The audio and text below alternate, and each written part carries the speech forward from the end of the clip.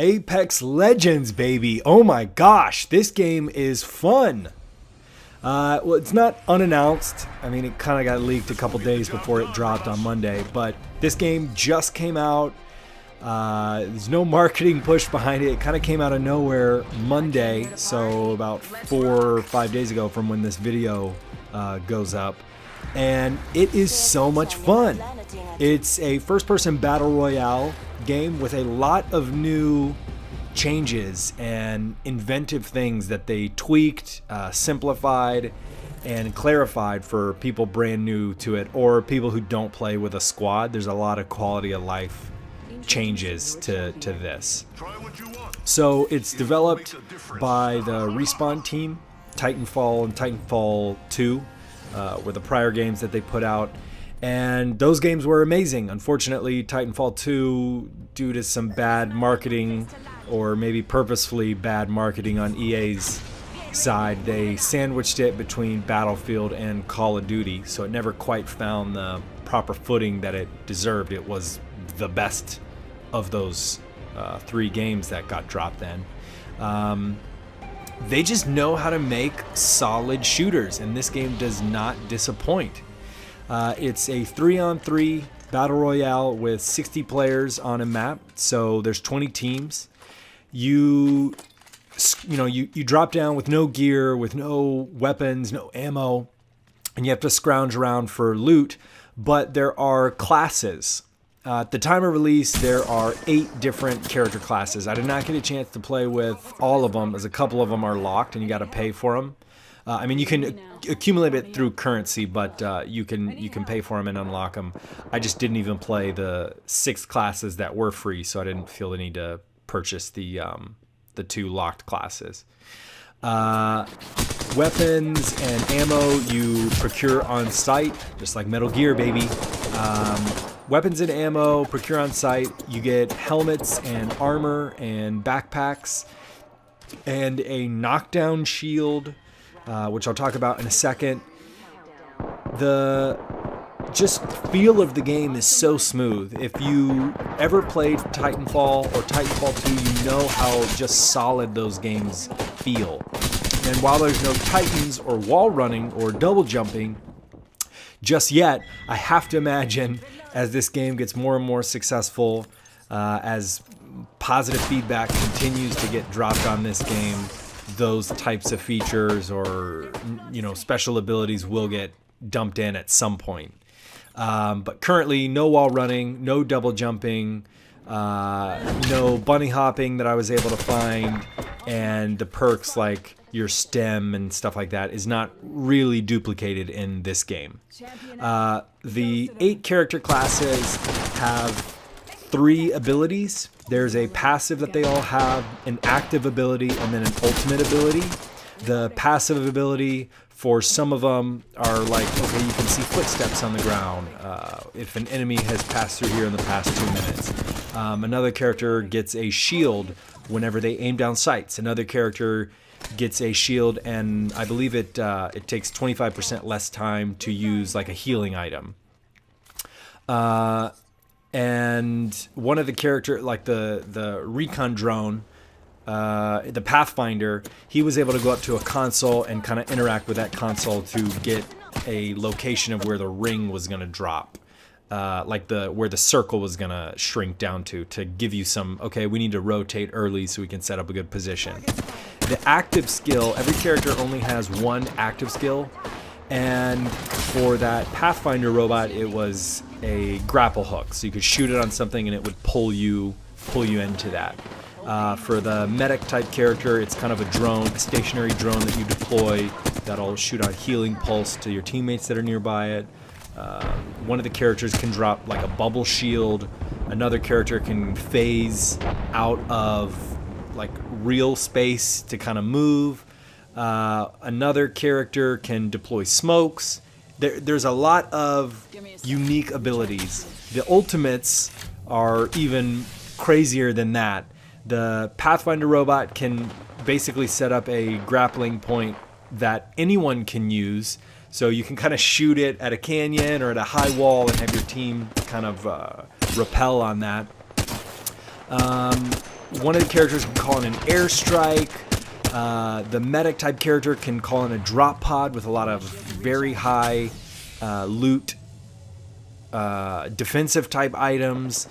The kind of character that can phase out of reality can generate a portal, and your teammate can just travel through those portals. It's pretty cool, and they're definitely varied and unique. They make the game feel just, I don't know, more welcoming, more exciting to play. It's not PUBG where everyone is just the same and you're kind of running around with a base playing field. It's these squads of 3. Everyone is in a squad of 3. You all have kind of unique abilities, and if you spend the amount of time like learning the characters and picking a proper team composition, you can probably come up with some really cool stuff. In the games that we played, I was trying out a bunch of different characters, and Runny was just playing the medic character. He likes playing the kind of support characters. But we did get a sense for, okay, for the medic, since you dropped the stationary drone, what if I played the bubble shield character? And when we got into a nasty firefight, I can kind of shield us while we regroup. Or, okay, I can deploy smokes on us while I need to revive, something like that. So that was quite cool. Let's go this way. Now, when you get into a game, there's no other, there's 2 game modes. One is the tutorial and the other one is the Apex mode. There's no solo, there's no duo, there's no, 3-man team. You just queue up and it fills you in with 2 other players or 1 other player, or, just queues your 3-man squad up. You gain some experience bonuses if you play with 2 or 3 people, so you're incentivized to form a squad and keep rolling with that squad. And when you get into a lobby, you basically randomly it splits you up who's going to pick their character first, second, and then third. And one of you is the jump master. Now, splitting up who picks their character first, second, and third lets you guys kind of, someone can steal your character, but it lets you like hover over what character you want to play, so you can get a sense for, okay, this is what role my team is good in, and try to pick something accordingly. Or, hey, this character is actually this player is much better at this character than I am. Let me have that. Let them have that character, and I'll play someone else.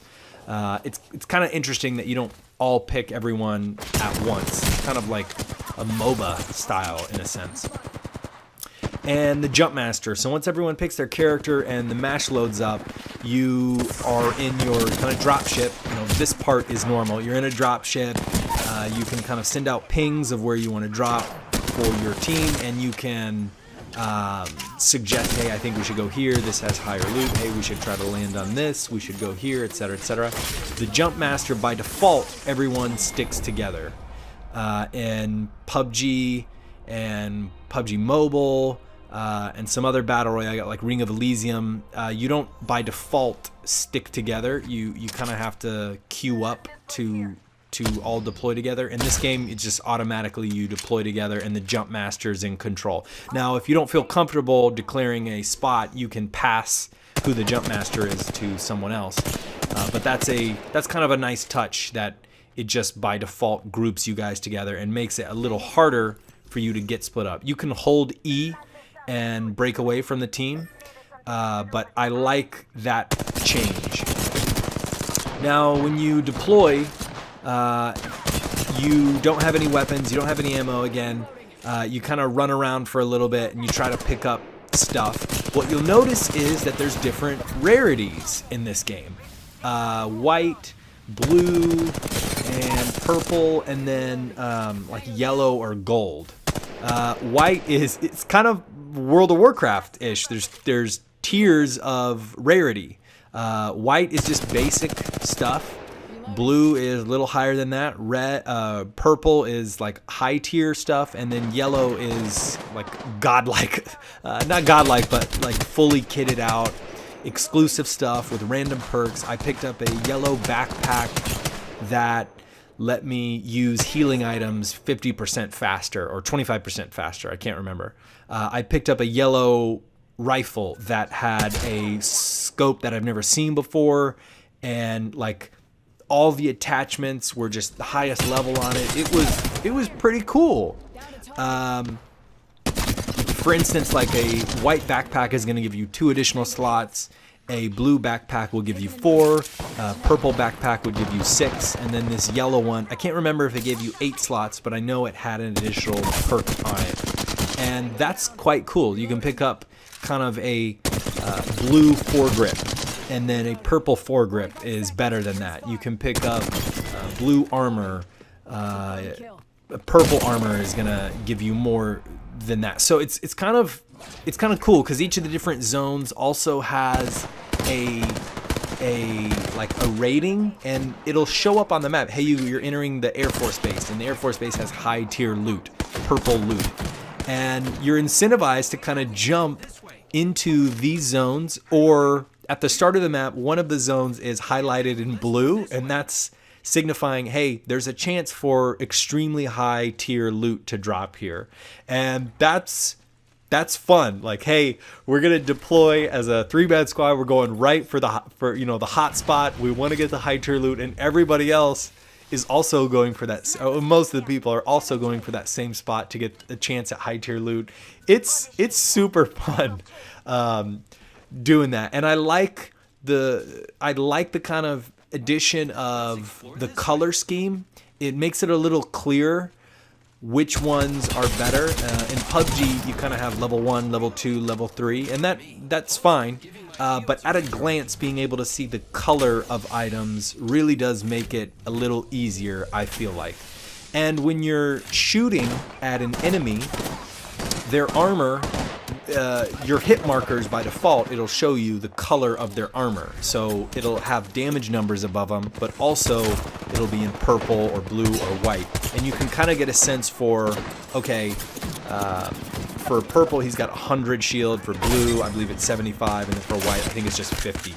Like how much armor you have to punch through there. So that's very cool. The kind of zone spawns in and pushes you and your team like into the center of the map or in different locations of the map. Not much has changed. That's kind of the same in all battle royales. The map slowly shrinks and shrinks and shrinks.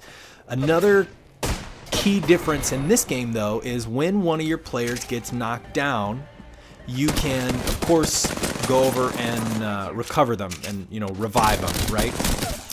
But if they like go past that state, I think for the next 60 seconds, there's a chance that you can run up. Well, not a chance. For the next 60 seconds, they're not out of the match just yet. You can run over to their body and pick up their kind of dog tag. They call it a banner. If you pick up that banner, there's certain spots on the map that you can turn in that banner and have them respawn. Not respawn, but like drop ship in again. Now they won't start with any weapons or armor or anything like that, so it's not like they're coming in hot with all the gear that they left behind. But it is a cool feature of this game. In a lot of other battle royales, as soon as you're dead, all right, leave to lobby, queue up for another match. And this one, okay, like I'm gonna wait it out a little bit to see if my team can revive me. Okay, no, they didn't get a chance to revive me, but maybe they can secure the area and at least pick up my dog tag, and maybe later on in the match go to kind of a, I forget what they're called, like a supply zone or something like that, and turn in that banner and get me back in the game. And that was really cool.